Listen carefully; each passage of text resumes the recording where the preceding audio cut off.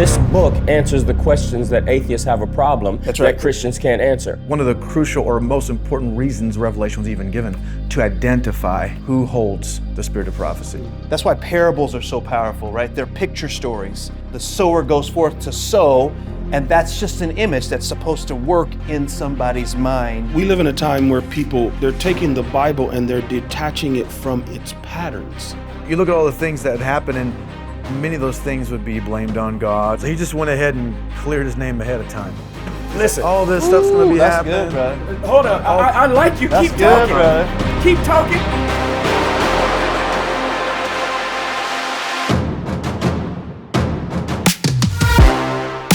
Brethren, if for my life, they said, you must describe the revelation in one word for your life.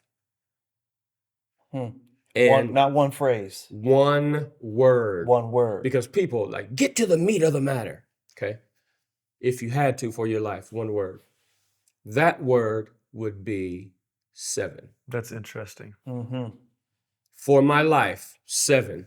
So our purpose of the overview is obviously we're providing the keys to our audience to be able to successfully and safely navigate their way through the book of Revelation, which is a key. But in order to open the key, you have to have a key. In order to access the code, you have to have a code to even understand it. And in my view, the best thing that I could do, we just did the first session. If people haven't heard that, they need to go back. Audacity, Symbology, Legacy. We did it in long form. There are 12 of these. Say, brother, why are you taking this long? The reason we're taking this long is because This is short. this is necessary. Revelation's 22 chapters. Brother, We're only doing We've been 12. studying this for 30 years. not only is Revelation 22 chapters and it's short because of that, it's short because it took us 30 years. Well, we're talking over per. 100, 30 years per. over 100 years here. Yes, 30 trying years to get per. to all this. And so what we're doing is through our experience and through our 10,000 hours times 4 or whatever it is, 10,000 hours times 5, we have developed what we feel is an approach to help the people to unlock Yes, and sir. know what Revelation is saying. And so we're not trying to tease or not be direct. We're simply saying this approach will 100% get you to the place where you can unlock this book. That's right. You will know what this book says. And in that guarantee, say, brother, can you guarantee that? I can guarantee. What I can't guarantee is that everybody will take heed. But we can guarantee that after these 12 sessions of overview, and you won't have to wait until the 12 are over. right. It'll begin to open up piece by piece That's as right, we go that's through each session. But we're saying that after the cumulative 12 are dropped, and you have that, we guarantee that you have every tool you'll need to fully, completely, successfully understand the revelation, and that you will be convinced and satisfied that you actually have the understanding. Okay. So if I had to for my life, give a one-word response, 7. The word or the number 7 unlocks a key to the revelation that people need to understand. Now, 7 is not the only number in Revelation. I told y'all a little bit offline, I'm going to make y'all talk. So there's such a thing, let's mention this, there's such a thing called numerology. Everybody knows that. Simply the study of numbers or the symbology of numbers. That's right. Okay, so we already studied symbology in the previous. Now we're studying numerology or the study of numbers or the symbology of the meaning of numbers. Now, I'm going to make y'all talk in 2 ways. I'm going to make a statement, and then y'all going to have to justify me or not. I believe it is understood by those that would study the Bible, many that would study the Bible, and even outside of the Bible. If you watch movies, Sure. if you watch movies or thrillers or dramas or whatever, there's an understanding, generally speaking, hey, there's a significance of numbers and there's a significance of this number 7. So I'm going to make the statement that 7 is the number of completeness and perfection, total consummation. And I'm going to ask you to justify me or explain it. Or we can just sit here on the internet. I mean, God rested the seventh day. So he was complete. He was complete. So you're saying that's what creation was done. You're saying that's the origin of it, that God's finished work and this happened, and on that day he rested. I'm just saying that 7 is associated with completeness there. Mm-hmm. When Laban had tricked Jacob for his daughter, he said, fulfill her week. Then he could have the second daughter. Mm-hmm. And he had to spend the first 7 days consummating, back to your, consummating his first marriage before he could enter into the engagement of the second. Certainly. So it's generally accepted, and without going through a whole lot of, it's generally accepted in Christendom, and I just wanted to give a couple of reasons without going into the weeds, that 7 is a number of completeness and perfection. We have not violated anyone's thought process, not just in Christendom, but I would say across religions and across the world, even if you're not quote unquote religious, that's a general accepted phrase. And we live in such an information-driven age that it wouldn't be difficult to find out. And You could easily type that in. Yeah, we won't waste our Meaning of number 7. Right. We won't just waste our time on something that you can get, but we'd rather give you something that you can't. Yes. What we might just do here, just for a second, just to expand it, just so that people understand that numerology is not something we've made up. We could quickly just give a few numbers and their meaning, just to show there's a known Please. system here. So we have 1 for unity. We have 2 for 2 witnesses. We have 3 for, it's a form of perfection as well, or triunity. 4 for totality or universality. We have 12 for the kind of a symbolic of complete government, 12 heads, 12 tribes, 12 fathers.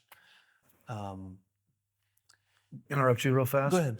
It's interesting to me that all of these, I say all of them, many of the numbers that we look in numeric symbology represent, in some sense, the same thing, but with a different emphasis. So, Yes. like 3 symbolizes perfection and completion as it comes to at least the nature of a person. Right. You know, God is Father, Son, Holy Ghost. People are body, soul, spirit. You know, 4 is actually completeness and universality as it relates to earthly affairs. And, you know, you have the north, south, east, west directions. You have the universal kingdoms. You have 12. It's another number for perfection and completeness as it pertains to government and societal, like it's people. So 7 is kind of like the ultimate, you know, perfection and completion of all things, all the nature of spiritual perfection. But all of them are, they relate in that way. I think it's very interesting. Yes, sir. It is interesting. Yeah. Good. I say all that because the first time I had ever heard of numerology, I was like, oh, what's that? Like I was nervous for, I don't know why I was nervous. I was nervous like, what is that? Like, that made you nervous, bro? Years ago. Yeah. Come on. Why would you get nervous about it? I don't know. It's It was one of them things. I was like, his background was like, what are we entering into here? they were talking about That is numbers. really I was like, funny I to ain't never me. heard of that. What is that? I wasn't that kind of nervous. I'm just saying.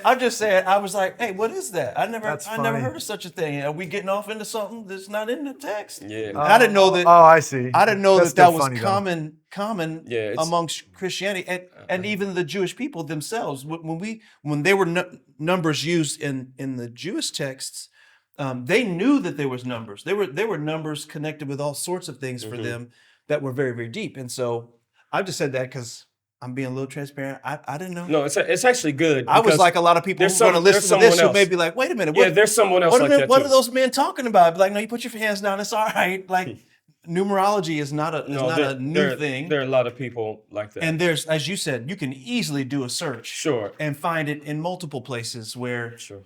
and we're not the only group of people that believe in numbers. There's all kinds Right. of, even religious numbers. It's not just us. Right. A lot of these are common based off of the symbolism that's inside of the trap that God has put us in. So, 4 cardinal directions, that idea of universal, that's not limited to Christianity or the West. Right. Those are Eastern concepts anyway. Exactly. So Exactly. So very good. So, giving you the key to the revelation in this particular segment is 7. So, as I open it up and read it, I need to be thinking about 7. All right. So you're saying, again, back to, we're talking about the key to understanding the use of this key. The for key understanding to unlocking one this of key. them. One of those aspects is understanding 7 as being central. And in your case, the one word you would have if you were Yes. going to describe this book. Yes, and I think I appreciate the distinction there too, because more than central, there is no way to understand this book without having 7.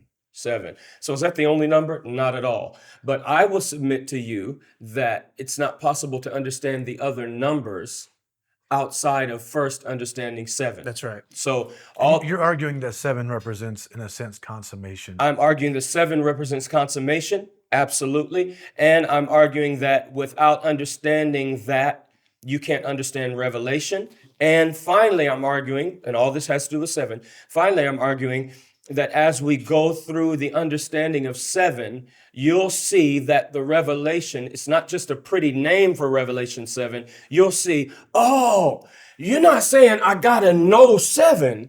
You are saying this book is 7. Two different things. Because it's well known that 7 is consummation, completeness, and perfection. It is not well known this book is 7. So how does that help me? I'm so glad you asked. But before we go through that, brother, let's talk about a couple of numbers that are not 7 that the Revelation deals with. 666, 6, That's an 12, interesting number. 666. That's Yes. what the people are going to want to know Everybody's about. like, hey, tell me something about that. I can't tell you. Unless you I understand. can't tell you right about that. You have to understand 7. 7 before you can understand Y'all 666. just saying something. No, we're giving away this content for free. We're not just messing with you.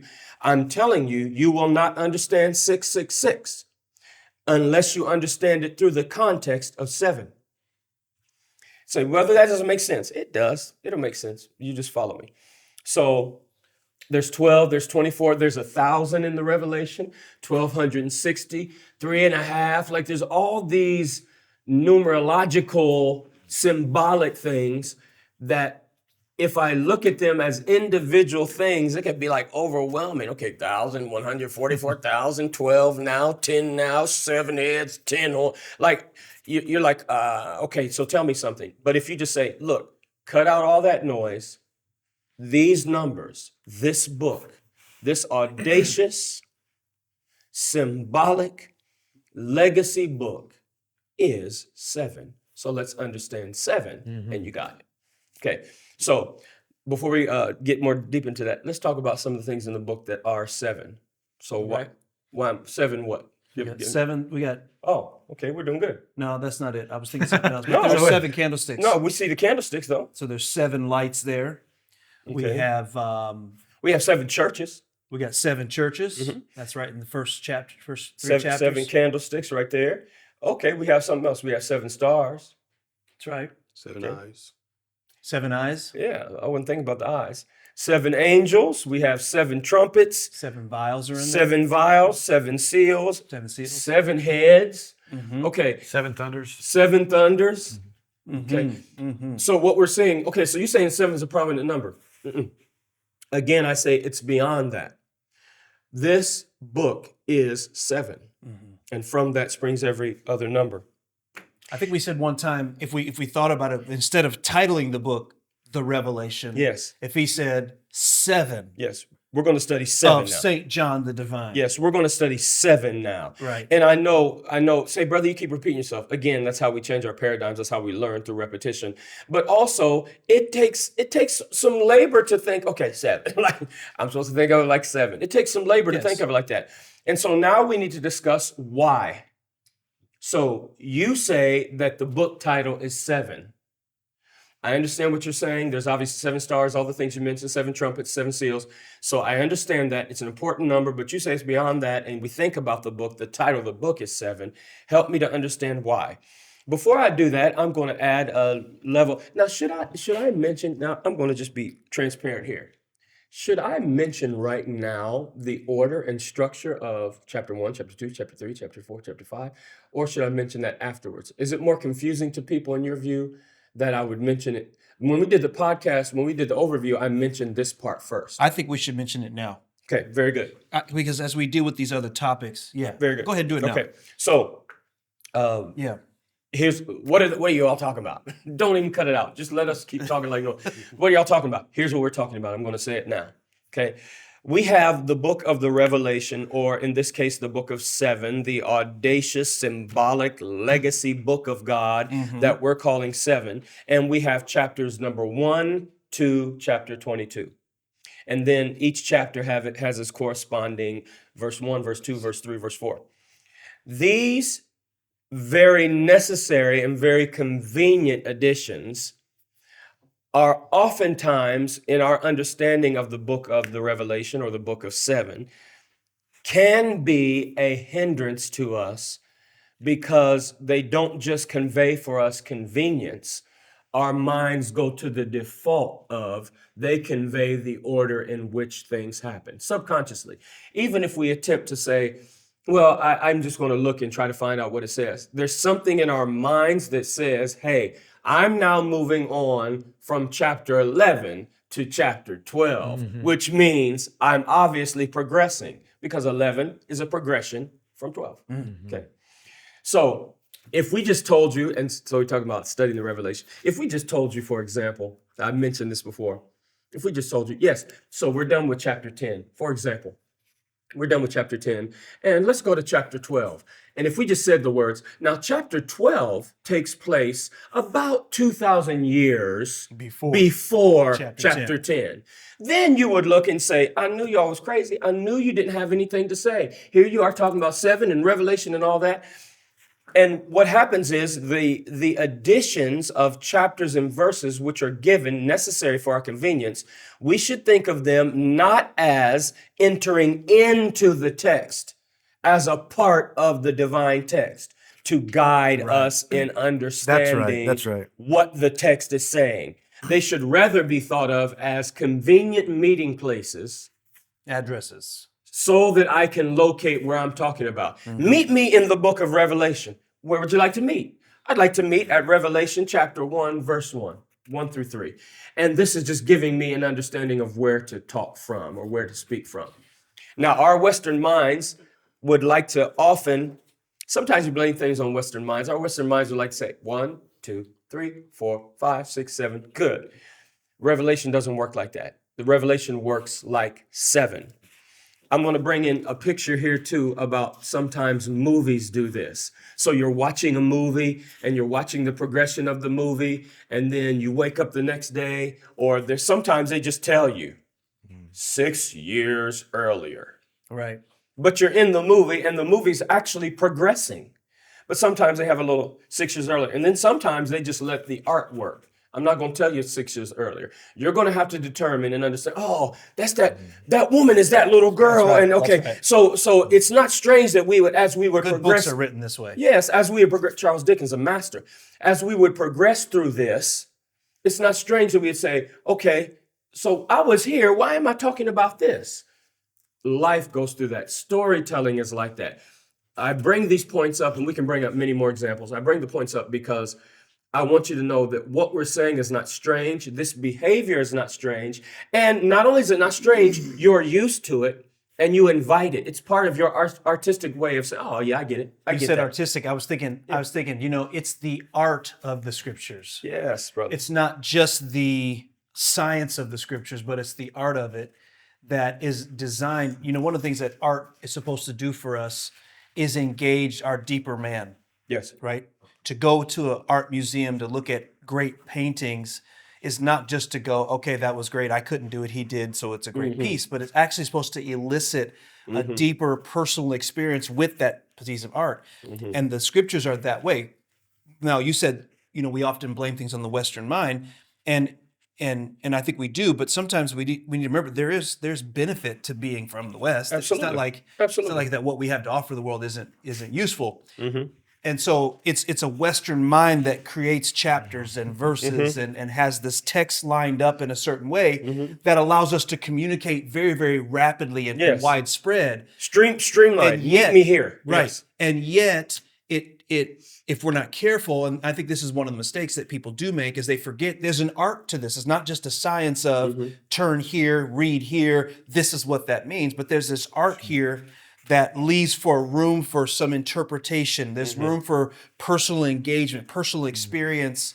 There's an experiential aspect of reading this, and that's why we're outlining, when you deal with 7, you're dealing with that art side of what the scriptures have to bear. Yes. And that's why we're saying the whole book is 7. So I know what you're going to go to next. I think you're going to talk about kind of how we see 7 appearing course. multiple times. So Of course. Actually, I'm not so much, because we talked about briefly, everyone can read that's read Revelation, or you can read 7 trumpets, 7 angels. Okay.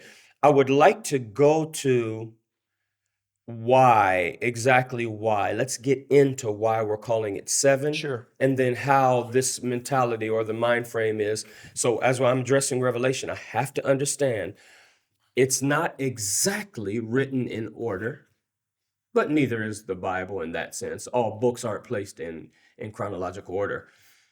But also, I can't let that hinder the interpretation of what's happening. So why do you call it 7? Let's go to chapter 4. What if I told you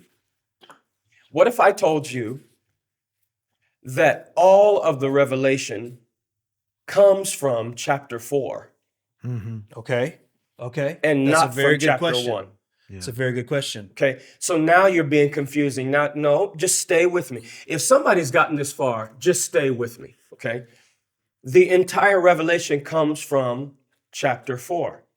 Well, why is chapter 4 just introduced after, why is it wait 4 chapters? Why is there 1, 2, 3? Yes, same thing we're talking about with the movies. Okay, why'd you do all this? And now we're going back here. That happens all the time. It happens in stories. It happens in reading.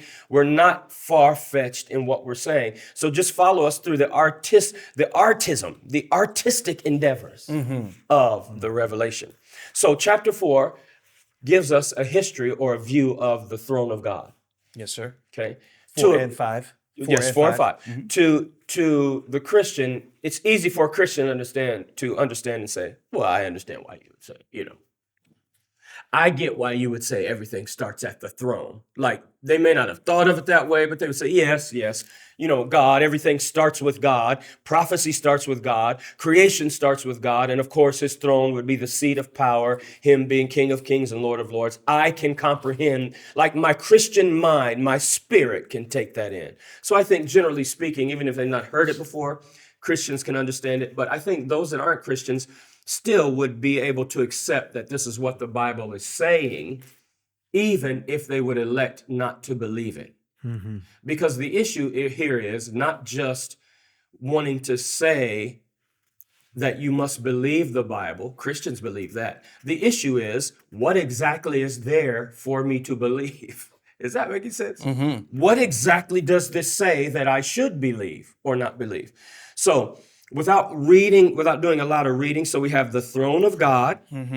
I like how it starts in verse 1. I'm not going to read the whole verse, but I like it. After this, I looked, and behold, a door was open in heaven. And then there's somebody that comes and talks to John. Because remember, this is the Apostle John getting this. Come up here, he says. So now John is going up somewhere. We realize this is talking about the throne. And then it says John was in the Spirit. Again, what we said at first, that same Spirit that has been working and operating in mankind from the beginning of time. That is the revelation that we're receiving. So John's in the Spirit, and then he goes to a throne. And on the throne, there is a symbolic description of God. It describes God as a jasper and a sardine stone. The rainbow is round about the throne, in sight like unto an emerald. Very important to know. This is a critical point. We should not think of God as sitting on the throne only. Right.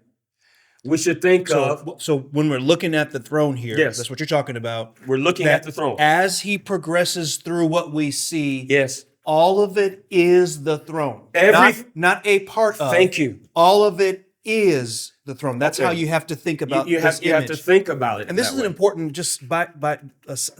let me digress for just a second. This is an important part of understanding how symbology works. Again, you can't take every symbol and separate it into its individual parts because you lose it. It's kind of like, back to art, If you get too close to an image, you lose the picture. If you take too far away, you lose the detail.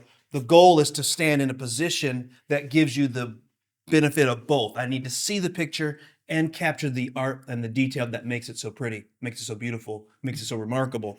So you're about to talk about, we see God. We see him at a throne. We see the colors around it. And as we progress, we start going down the list of other things that John sees. All of it is the throne. All of it is the throne. All of it is inseparable from the God. throne. From God, that's right. Okay, so this is a vision of God. Very good. God's throne looks like this, not pieces of his throne. I can't take any part. Now, I can talk about the individual aspects, the specificity of the throne. I can talk about that, okay?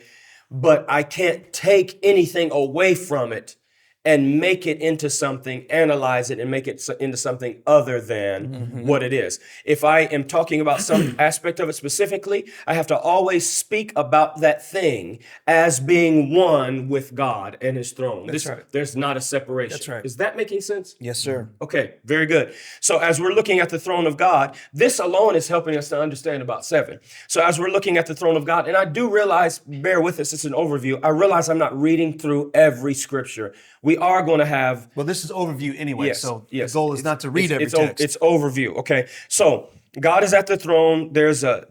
He looks like a jasper and a sardine stone. Obviously, symbolic language. God is not a stone. right. These are precious and beautiful stones, easy to study. You can simply Google them, know what it looks like. You can look at them. Okay, so this is just symbolic language. Then he says, round about the throne, verse 4, there were 24 seats. Here's our symbolic representation of 24 seats. It says that they're round about the throne, and someone can say, well, they're around the throne. They're not part of the throne. And I refer them back to Solomon's throne, how it has multi-dimensions. It's multifaceted. There are many things happening at the throne. The throne is not just this seat where there's God, and then there are separate entities over here. This is representing God in his majesty at his throne, everything connected, everything inseparable from the throne. Yes, sir. Okay, very good. So there's 24 seats. Seated on the seats are 24 elders. And then, of course, it talks about lightnings, and we're not going to get into that symbology. There's 7 lamps of fire, which we didn't mention. And then the Spirit of God is called 7 spirits of God. So we have this holistic picture of the throne of God, and I can't separate the elders from the throne.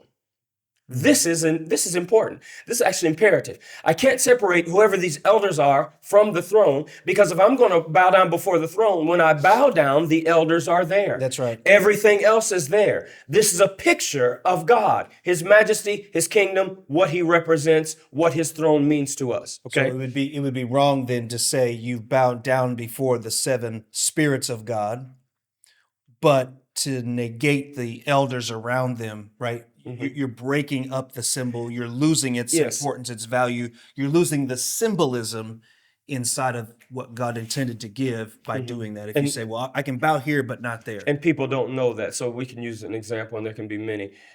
Oftentimes people say, well, I have my relationship with God, and, my relationship with God has nothing to do with you. That's my relationship between me and God. I talk to him. I go, as the scripture says, before his throne.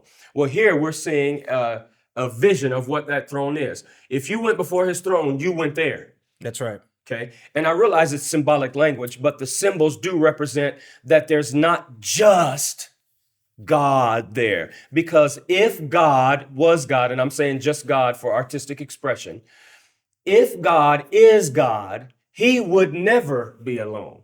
Right. That's right. Does that make sense? That's right. God would never be alone. If God was God, if God was a king, he would never appear without his majestic kingdom. That could never be the case. So I can't just have God without having his kingdom. Someone says, I respect you very much, brother. Brother, I respect you very much. Your children, don't respect them so much.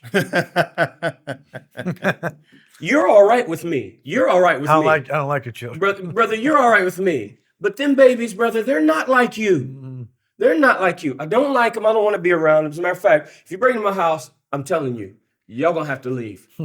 Okay. So You can stay. yeah, now But your you're children allowed got to to say go. your children got to go, and I'm questionable about your wife. But you could stay, brother. Just tell them to wait out in the car, and me and you can, we'll eat dinner. Brother, it's not going to work. And I know hey, brother, it's kind of silly. You get the point. So these are the important aspects of how we're navigating through the revelation. Right now, without this understanding, we can have the belief that somehow my personally having God is vacant or void of all of the other things that are happening at the throne. And while a personal relationship is necessary, is essential, that personal relationship puts me in relationship with others that have a personal That's right. relationship. Yes, sir. Okay, so the throne is seen as a holistic thing. Okay, so we got the throne here. I'm moving through. We're on our overview. And then we see beasts, 4 beasts, and it talks about how they're like a lion and a calf and an eagle and a man. Okay, we're not going to get into that right now. It's overview, but these beasts just simply represent living creatures. They're translated here beasts, but as you dig into the translation, it's talking about living creatures at the throne. There are no evil beasts at the throne of God. There's no evil happening at the throne That's of God. right. Doesn't exist. Because if you believe in God, you know that God is holy, pure, etc., etc. Now, chapter 5, as we move along in the overview, chapter 5 shows us that God has in his right hand a book. I wish we had a picture of that. A book that is written within and on the backside, and that book is sealed with 7 seals. Okay?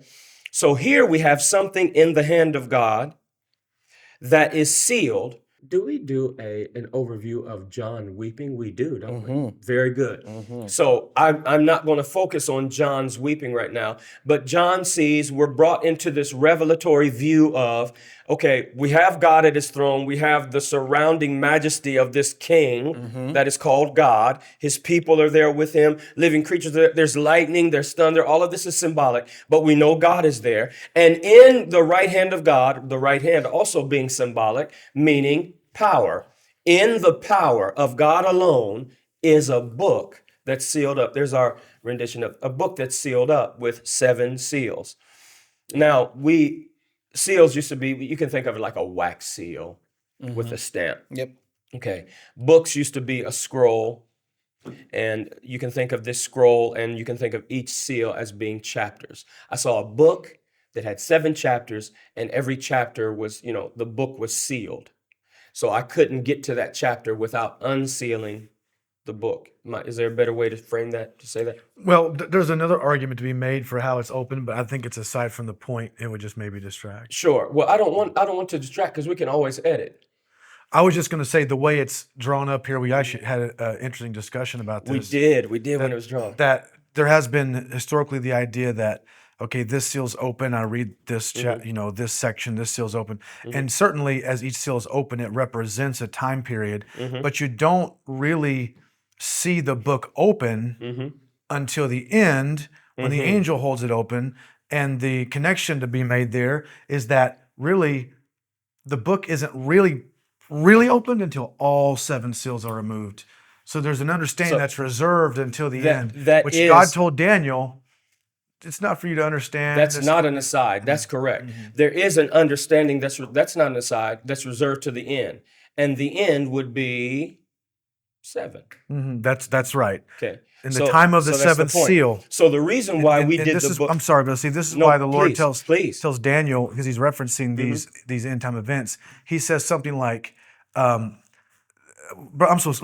We can cut out. No problem. We can cut out the weight. Let me just. You go ahead and find it, brother, because we can. I think we're cutting out everything. I want your point there. I'm glad.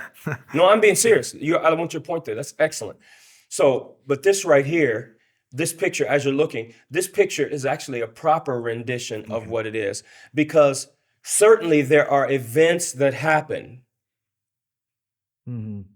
as the seals get open, and we'll get more into that.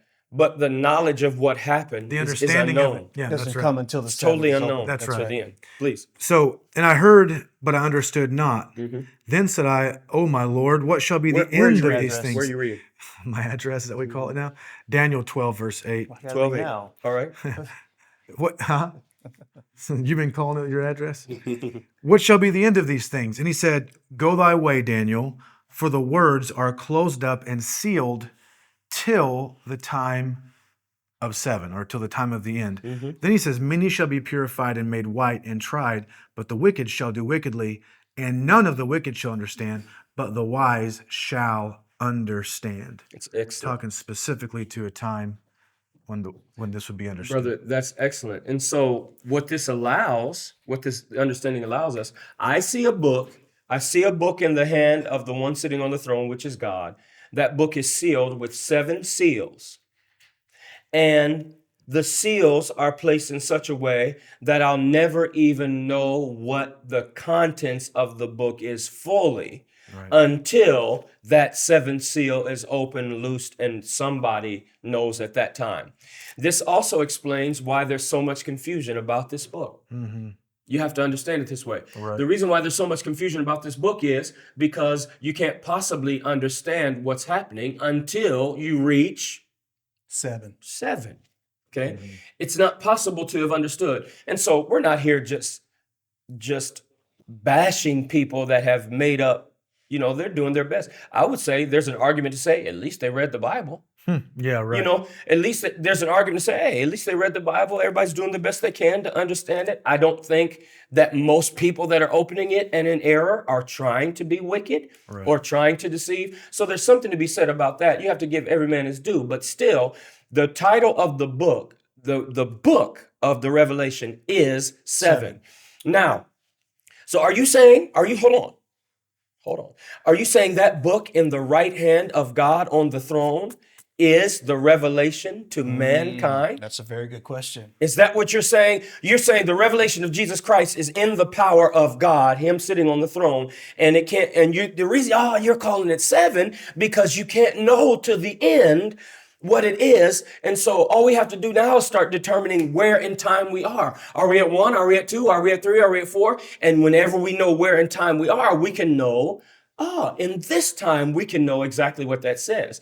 That actually excuses, and I don't mean excuses in a bad way, pardon perhaps. In some ways, maybe exonerates people that have been guilty of being in error about this book.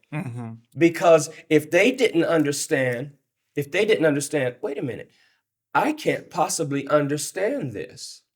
Which isn't Until- that a part of the curse? Yes. Is the not understanding? Yes. That's included in blessed he that readeth, right? And doesn't remove or add to, because there's a curse added to it. It's that by not having the proper understanding, they're cursed with not understanding. Right? Then they're cursed with falling prey to the things that Revelation talks about. Like Yes. so the plagues that are written in this book is talking about the beast. You become A part of the that. prey of beasts. Victimized by that. Those are While the curses. reading this yeah. Bible, while espousing as much as you understand of the scriptures, by trying to follow Christ, yet you become a victim of the curses that are in there, right? That is telling us about. through the lack of understanding. And the reason you do, please keep. So when we ask the question, is the book with 7 seals, and you say the book of Revelation is 7, are we saying is that synonymous? I think that we can say this, that it is certainly the story in the story. So the book Arabian Nights, it's one story of stories, right? So we have this book of 7 inside of the book that we call the Revelation, or as you said, 7. Correct. So is it connected? Well, there's no doubt. And let's delve deeper and show the connection. All right. Okay, because we're saying you can't unlock this book without thinking of this book as 7. So we're giving you keys to understand what's happening. And as we progress through, I really feel like trigger in a good way, like keys. There's opening, there's light that can be happening as we study in this way. And so we have a book in the hand of the one that's on the throne, which represents God. Then we have a strong angel crying and saying, who's worthy to take the book, etc. And then no man was take the book, read the book, open the seals thereof. No human being was found worthy to do that. Again, by way of overview. So I'm in chapter 5 now. I like the language here. The language is beautiful. No man in heaven nor in earth, neither under the earth, was able to open the book, neither to look thereon. Not only could they not open the book, but they can't even look at it. There's no human being that's ever been alive that's worthy to do it, because it's only locked away in the power of this mysterious, almighty being, God. Okay. Now, then it says, John wept much. We're going to have another episode about what that means. John weeping. But he said he wept much. And then one of the elders came to him and said to him, John, stop weeping. Look, the Lion of the tribe of Judah, the Root of David, Jesus Christ himself. So it's given this symbolic language saying, to express that Jesus Christ came to open the book. Jesus Christ came to open the book, to loose the seals thereof, and you don't have to weep anymore. So then there's this elder now talking to John. Because remember, John says he gets the revelation. In the beginning, the scriptures we read, the revelation of Jesus Christ, which God gave unto him to show unto his servants things which must shortly come to pass. And he sent and signified it by his angel, and we'll get more into that, to his servant John. So now we have an interaction in this prophetic narrative, prophetic symbolic narrative, between John and one of the elders, if we can go back to that, one of the elders that were sitting on the throne. So now John is talking to someone at the throne, one of the elders that are on the seat. That's good. The elder's now giving him instruction. And part of the instruction, and again, this is by way of overview. I realize we're not going through this, walking through it. Part of the instruction was, stop weeping. Jesus Christ is here. He's going to take the book because he's worthy. All Christians line up every Sunday and they talk about how worthy God is, how worthy the Lamb is. Here we see he's the only one worthy to take the book. He takes the book in this overview. He takes the book in chapter 5. Everybody rejoices that is the redeemed of the earth. They rejoice that the book is taken. And the elder is now pointing John's attention, saying, look what the Lamb does. He took the book. We're rejoicing. Now watch. And John begins to watch. The Apostle John, tell me if I'm going too fast or if I'm not being clear, begins to watch as this book with 7 seals is taken by the Lamb, and he begins to open the seals. Meaning there's a time period. This is talking about a time period. He begins to open the seals. Then there's some happenings that happen in the world. And then he opens another seal. Then there's some happenings that happen. And we'll get more into that. And he goes all the way down, walking all the way through until he's completely opened All 7 seals. all 7 seals. When those 7 seals are open, we are able now to view and understand in that when that final seal is open, in that time, we're now able to view and understand, looking back. Right. Looking back, we're able to say, oh, okay, I understand what that is. I understand what was happening. Okay, so what exactly is the 7th seal book, this book that's sealed with 7 seals? I'm going to do an aside now and say, and show you something I think might be interesting.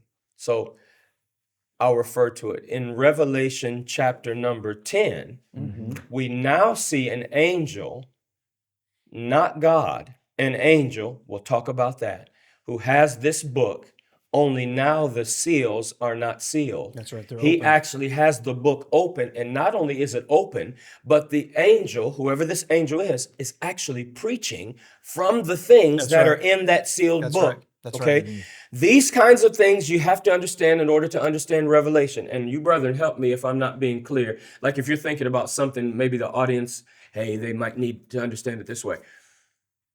I'd like to present to the audience, to our audience, that every aspect of the revelation is contained only in that book. Every single aspect of the revelation. When you talk about, I want to know what the revelation says, every happening that gotta have happens that. in that book, every happening that happens in this book, the revelation, is in that book. Is there a better way to express that? No, but to say that the audacious claims of this book, Mm-hmm. which are symbolically given for the preservation of God's legacy, we only understand through the opening of this book. That's right. I want to hear what you No, have to it's a similar point. I was just going to say it contains the entirety of what's in what we know as the revelation proper, but it also contains, because the revelation, being a revelation of Jesus Christ, holds the revelation of all things. So actually, inside of that book is also the revelation of the entire prophetic record, the entire historical record, the reconciliation of all things, the consummation of all things. That's good. It's actually all held in the consummate understanding.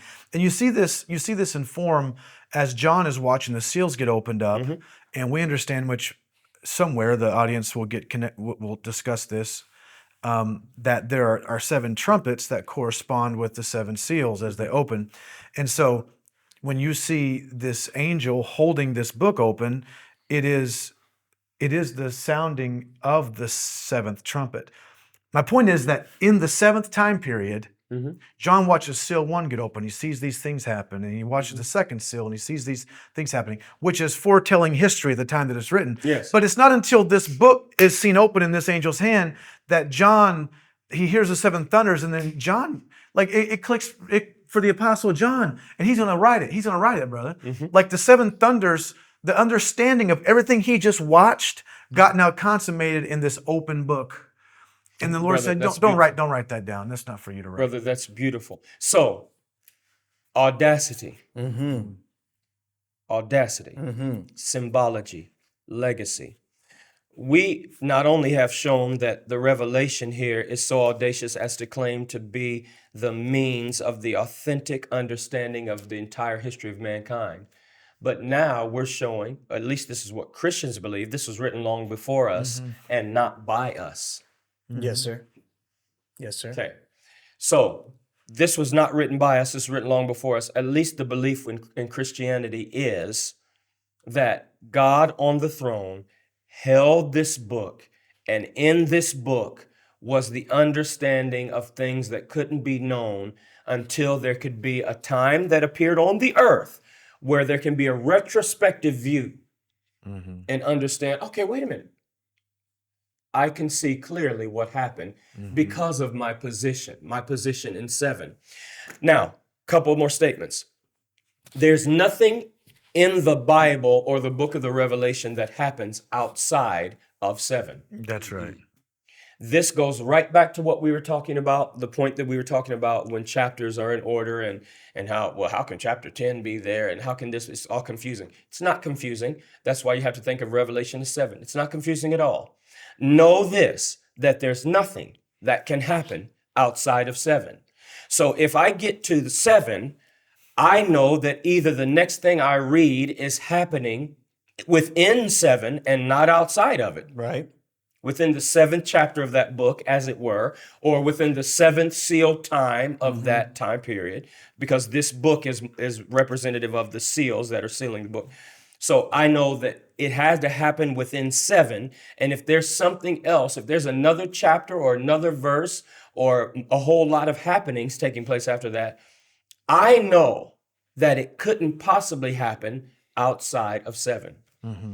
It either took place in 1, 2, 3, 4, 5, 6, 7 time period, which is what the books represent. If there's a better way to frame this, That's right. For We're the going to audience, talk let me know. about. We'll talk more Okay. about that when we Yes. talk about the Gospel Day. We will. We'll talk. All this is a framework. What you need to know from this is that there's a book, that there's 7 seals, and that nothing outside of 7 exists in Revelation or in history or in the Bible. That's right. Nothing outside of 7 exists. That's right. If you know that, when you get to 7, okay, so at the end of chapter 6 and at the end of chapter 7, so we got that. When you get to 7, okay, 7 seals, you know that okay, it's time to start over. Right. Does Can I that, can I please, interject? Please jump So in. and that's how we know that time shall be no more, because there is no time after 7, right? Yes. Now I got to give credit to another preacher that I heard say this, someone I listened to a long time ago, but he said, well, I'm going to add to what he said, but the revelation, as you talked about, Brother Steve, sets itself up. It tells you what it's going to do in chapter 1. You know, it deals some with the the 7 churches. We can talk about why and all that, and then it shows us. It goes right to the throne, right? And then from there, you start seeing the seals get open. You start seeing history foretold start to progress. And this preacher said that the book, and it's important to understand that this is how the book of Revelation is structured. He said the Revelation takes you largely dealing with the New Testament era. We understand that which was before the New Testament era was a shadow. So when you have the thing, you have the shadow also, right? So if we have the New Testament dispensation, we have the Old Testament dispensation too, right? Because it's the shadow of the thing we have. That's right. So he said it like this: the book of Revelation is like a pendulum that takes you from the beginning and takes you to the end. When it goes there, it swings back and does it again. So what it's doing is telling you the same story over. It goes, "Phew." Now look at it like this. Now let's take the same story, the same history foretold, and let's look at it with this emphasis instead. And it does that over. And so really it's just thoroughly helping you to identify what is happening in the prophetic realm, in the world, in the history of the world. Now I think I could make the case, this is not a proclamation. I think I can make the case outside of there being 7 seals. You look at Revelation 20, okay? That is, the pendulum swings one time in Revelation, in one chapter, from the morning to the great white throne judgment. So I could make the case that the Revelation does that 7 times. I'd like to show you that. It may not. I might be having to make it work, but you could argue it does that 7 times. You certainly could. Aside from the 7 seals being open, it tells the story 7 times. There is that. I would tend to agree with you. We'll we get can talk into about that. yeah. I would tend to agree with that. But if you understand Revelation as being structured this way, Yes. then you understand. But what's beautiful is about what you just did, Yeah. and that was you were able to explain a chapter in 10 words. That's to a say, key to unlock to the- understanding why you could say Revelation 20 does this from morning to evening. And for a lot of our listeners, they're like, well, I don't know what that is. He just talked about Revelation 20. I don't see the sun rising or Right, setting. right, right. Revelation I don't know what you're talking resets the about. story. Revelation But 11, the Revelation point is 12 that resets key the of story. understanding Yeah. 7 is the lens through which reading Revelation 20 makes sense, is reconciled, is consummated in our understanding. So that was an example of using the key of 7, using the understanding that 7 is central. It is the book of Revelation. That's how that helps us to understand. It's why you could go right to Revelation 10 in your mind without reading it and deep study. Oh, Revelation 10 does this for me. Why? Because of 7, Yeah, that's right. right? That's right. The reason you said, I think I could make the case that it does it 7 times. Why do you say that? And again, we have a Because it listening seems like audience. it must. it seems like it must. it But does. it seems like it must Yeah. because you're holding Yes, this key 7 it in your does. hand, and it's been unlocking everything else so far. It's like, all I got to do is stick it in. I got a pattern here that says every time I stick this key in, it opens. That's right. Right? And That's right. all I'm saying is it illustrates That's how good. 7 is such a critical structure by which we can understand the book of Revelation and why it's more important to It's have that It's absolutely than to critical. us to get in and say, okay, let's look at Revelation chapter number 10 and let's see what that means. Well, because Yeah. we can't see what it means. Yeah, Because right, we right. have no place for it to land. Without this, you get wild in the mark we of the have beast. no place for it to land. I couldn't possibly tell you what it means until we have the establishment of 7. So this is interesting. So let's go to Revelation 8:1. And when he had opened the 7th seal, Right. there was silence in heaven about the space of half an hour. So that's the 7th seal. The 7th seal is open. Now, verse 2, Revelation 8, verse 2. The pendulum's starting over now in verse 2. Yes, that's right. I'm going to slow down because there might be somebody that's not, they're like, hey, this is my first time seeing it, brother, hearing it. Revelation 7, my head's spinning. What are y'all talking about? Okay. So it very simply is, everybody understands why we would say 7. Everyone sees the significance of 7 because it's simply stated. 7 this, 7 that, 7 that, 7 that. Okay, good. Then there's a book with 7 seals. Very good. That book contains the entirety of the Revelation. Yes, the book of the Revelation, but the book of the Revelation answers every question of mankind, exposing the history, the true history, and being the means of reconciling all things. And so that book is containing the embodiment of the history of man in its totality. And you can't know it until the 7 seals are loosed. And so everything is contained within that 7. In Revelation 8:1, we see that the 7th seal is open. That's right. Then in Revelation 8:2, it says, "And I saw 7 angels which stood before God, and to them were given 7 trumpets." Okay. So someone can say, okay, so I see the angels, whoever they are. I see the angels that come when the 7th seal is open. Then I'm able to see the angels that come because that's what this says. Right. And technically, that's not exactly how 7 works. Technically, you got 14. because of 7. Because of 7, is there a better way to say that? Because of 7, it doesn't work like that. When the 7th seal is opened, that is complete. I'm not saying there are no events that happen within the 7th seal time period. What I am saying is it would be incorrect to think that these angels do not appear whatsoever until the After 7th 7. seal. That's right. That would be a mistake. How can you say that? Because 7 is complete and perfect within itself. And now the pendulum has swung. It couldn't have swung. It's verse 2 of the same chapter. The pendulum has swung. And now I see 7 angels, listen, which stood before God, and to them were given 7 trumpets. 7 angels, 7 trumpets. It stands to reason at this point, thinking of Revelation as being 7, it stands to reason that could those 7 angels and those 7 trumpets be belonging to each of the 7 time periods of those seals? And the answer would be, of course, yes. Within those, now I see the fullness of it in 7, but within every aspect of the seals that were open and the various happenings, all we're seeing now is there is an angel there. In each of them, there is a trumpet. The symbol of a trumpet represents a message, the message that God has that is happening in that moment. And it did happen in that moment to be understood at 7. Is there a better way to understand That's that, brother? very good, I brother. think that's very good. It did happen in that moment. In other words, history actually took place. I understand the history that took place from this moment of 7. Why 7? It's complete and perfect and consummate. That's the only understanding that you're going to get from the Revelation. And that takes us back to our first part, our first series. It does. That is an audacious way to understand this book, Yes, is to understand it through the symbolic power of 7.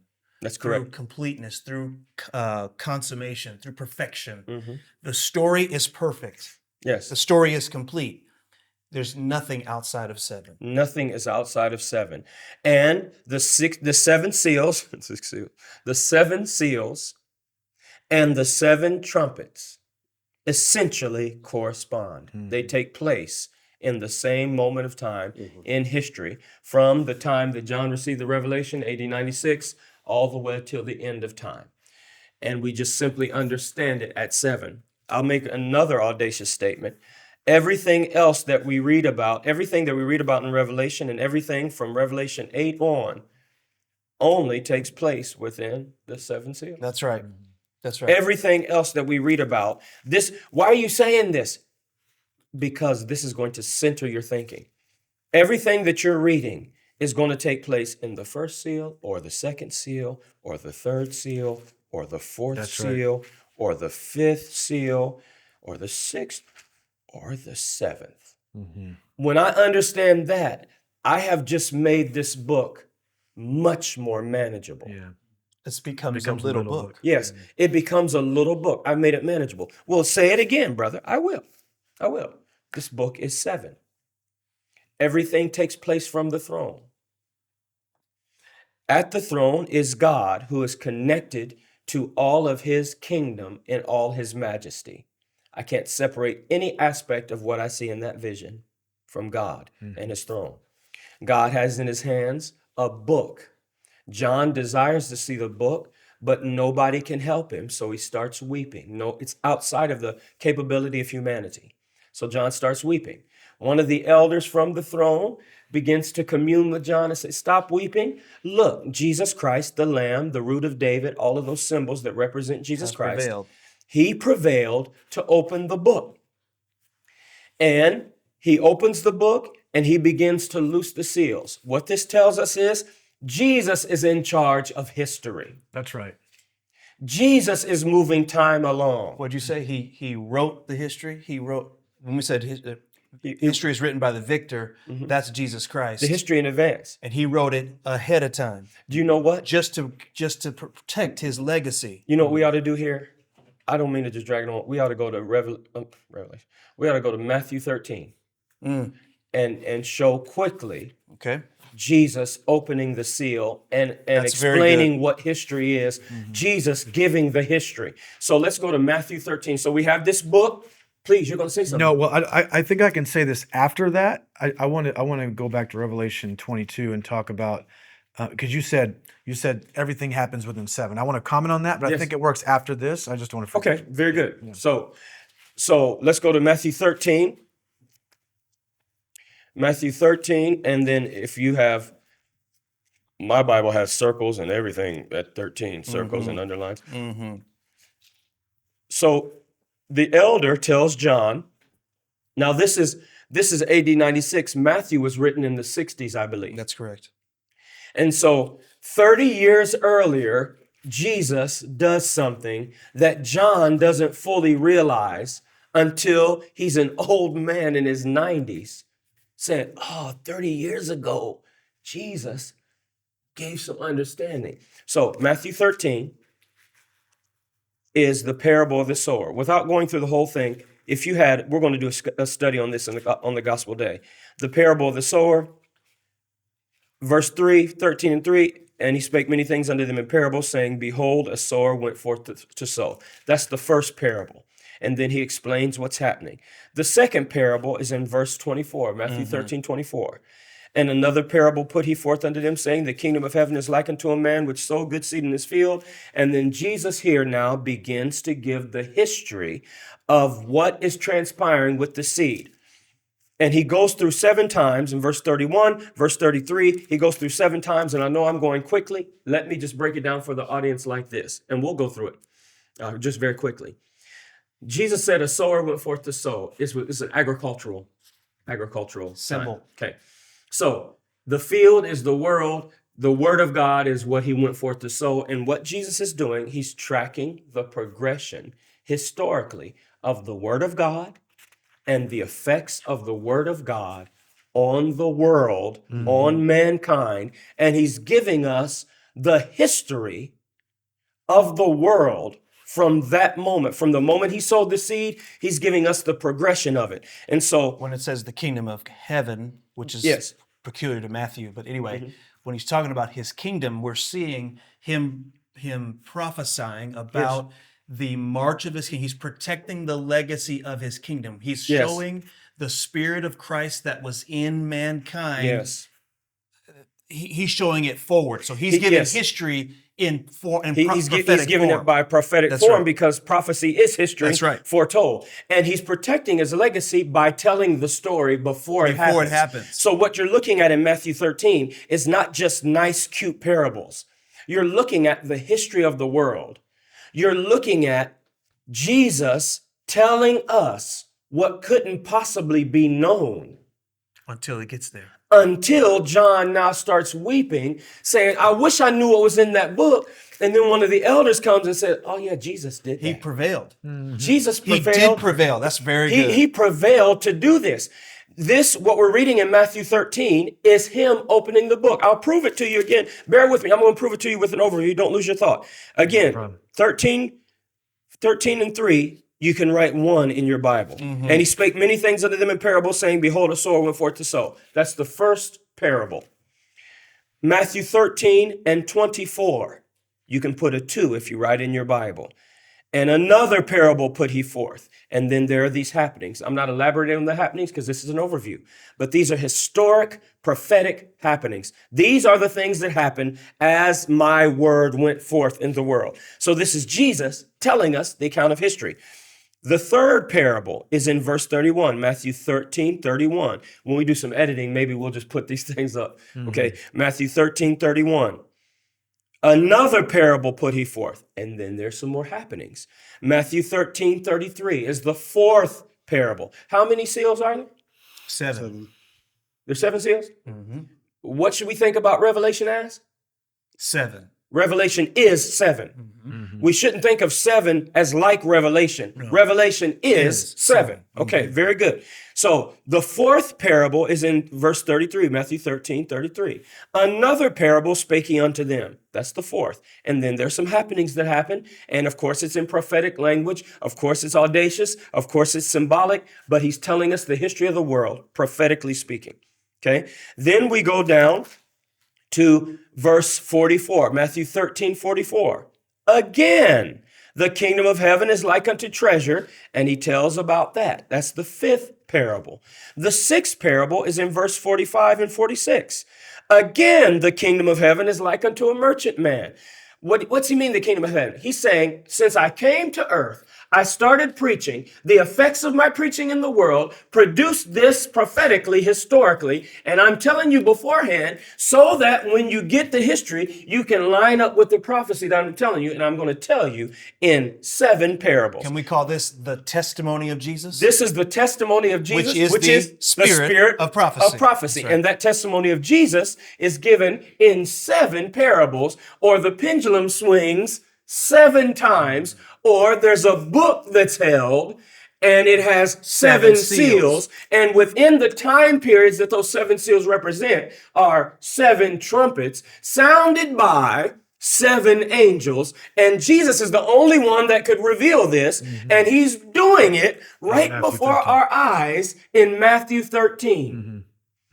That's the 6th parable in Matthew 13, 45 and 46. Matthew 13, 47 brings a parable, which is the 7th and final parable. And he talks about how in this time, the kingdom of heaven is like unto a net. What I began to do when I came here has now turned into the equivalent of a net. I'm talking about symbolic language. A net that has went into the sea and affected everything. There's nothing in the world that Christianity or the words of Christ or the belief of Christians has not influenced in this world. There's nothing that exists that has not been touched or influenced by Jesus Christ and what he said.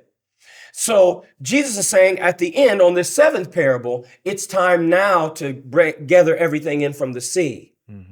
Sit down, which is what he says here in Revelation chapter 4. Sit down on thrones, and then you separate the good, put it in the vessels, cast the bad away. In other words, at the 7th time, you'll be able to fully understand the true Sort all this. progression of what I'm doing now.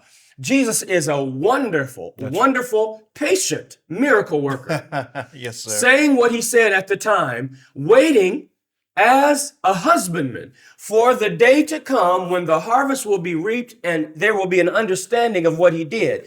John looks on in the Revelation. The elder says, don't weep because Jesus, he told you already what's in the book. Okay, what is it? And then I watch him open it up and I now see the progression. I'm able to track the progression of the prophetic if you get word this- and the history of mankind through 7. If we get this, if somebody gets this, we have just likely blown their mind regarding even just reading the Gospels, because Yes. 7 should frame your understanding of reading, for example, the Gospels, Everything. Yes. right? Yes. Because we see Jesus walking through 7 in Matthew 13. Yes. And we can find it in other places, but that's the Yes. one we focused on.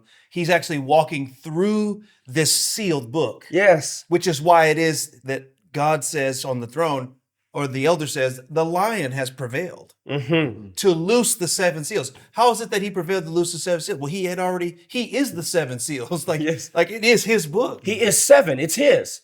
The history is his. It belongs to him. He prevailed to let people This know. gives new meaning to, and he rested on the seventh Oh, day. brother, he rested on the seventh day because it's time to rest now. All It's is done. all is complete, and now legacy is now set. all we have to do. I like that. The legacy is set. Now watch it unfold. Watch it unfold real time in the earth, not in heaven. Watch it unfold on the earth. With all of the answers to man's problems, with all of the origins of evil and confusion and oppression and wars and all of that. God saw that in advance and said, I'll set this up. They'll understand. Now, I have to say something to our listeners, our viewers. Listen to this 7 times, and I promise. Yes, No, I'm being serious. No, you're Listen, right. I knew listen you'd to be this serious. 7 times. I've been in boot camp with him. I know he's Yeah, serious. he's like, oh yeah, he does strength. He actually means. Listen to this 7 times, and I promise your paradigm will shift, and you will shout if you don't believe in Jesus. Listen, brother. Yes. If you do not believe in Christianity, listen to this 7 times, and you're like, woo, that is pretty good, though. If you don't believe in Jesus. That is pretty good. He spake the history of the world, which is his, according to Christian belief, in 7 parables, then had a revelation that's going to show everything, and then showed the progression of how I unlocked it. So John looks on, the elder says, don't weep, the Lamb unlocked it. So now he begins to open the seals, and all that means is the devil's not in charge of time. Jesus says when it's time to enter into the next phase Yes. of history. So, which means Jesus is controlling all aspects of the onward march and progression of mankind. Time cannot move. Time is the servant of the one that created it. Time can't move to the next phase until the master of time says, it's time to do what I said now. New seal. It's time to do what I said now. Now it's time to move that seal. That's what they said to Daniel, or in Daniel to Nebuchadnezzar, till 7 times have passed over thee. that was very good. Right? That's Till very 7 good. times. You're going to be like this until 7 times have passed over you. And that's what you're saying, is that God has ordained that for the sake of his legacy, this audacious claim would come through the symbology of 7. Yes, No man could stop it. No man could run ahead of it. yes. And no man could even tell that it's going to happen. We wouldn't even know this until 7. Right. There's no way to even know it. Like everybody that's been reading, you mean to tell me everybody that's been reading the Bible has never known this? Well, not unless they're at 7, because 7's the number of completeness and perfection. Hold on. So you're unfolding this now. You're telling us this now. Does that mean we're at 7? Listen to this 7 times. Listen to this 7 that's times. a good answer. That's a good answer. Listen to this 7 times. If it seems confusing, if it seems disorderly, no problem. Just listen to it again, and then listen to it again, and then consult with your own heart. What camera I'm on? Okay, listen to it again. Then consult with your own heart and see if that makes sense to you as a person. See if you are satisfied. Give it 7. Hold on, brother. I can't listen to it 7 times. That'd be 7 hours. That's a small portion of your life. That is a small portion of your life. And you've given much more of your life to the pursuit of even understanding what's going on. That's your commute. Brother, Listen to it once a day on your commute. brother, yeah, they're going to work. You're going to work. Just turn it on. Listen to it. Okay. So if you do that, we're not trying to brutalize you or victimize you. What we're saying is we're presenting this to you from 100, literally more than 100 years of study. You're listening to this for the first time, perhaps.